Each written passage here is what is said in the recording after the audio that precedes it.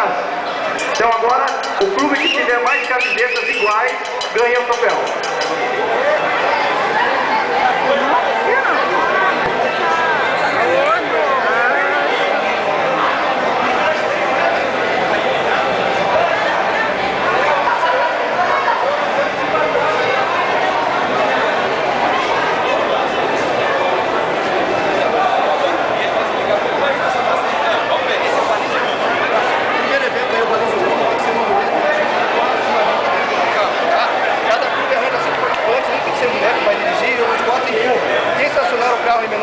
Manobras ganha o troféu, baliza o AMA, ok? E agora nós vamos para o segundo evento. Peraí, só o primeiro.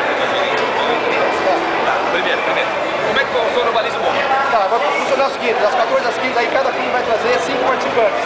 Um tem que ser mulher, vai estar dirigindo. E os outros 4 vão fazer aí a força motriz para poder manobrar o carro e colocar na vaga de idosos. A mulher dirige, 4 homens empurram, é isso? Exatamente.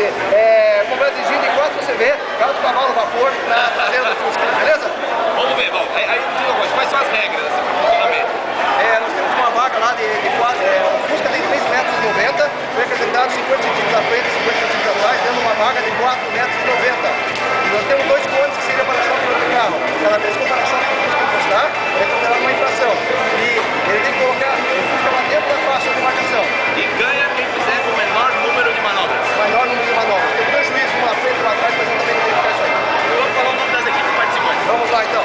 Então nós temos na tarde de hoje, temos o pessoal do Passat Clube de Curitiba, Radical Volvo de Curitiba, o de Volvo Volkswagen Clube, o Garagem Clube, o Fusca Mania, os amigos do Volvo, o Paraty Clube, o Clube do Gol Quadrado e o Kombi Clube de Curitiba. Beleza? Beleza. Obrigado aí pelo apoio aí. E vamos pra prova. Vamos pra próxima prova.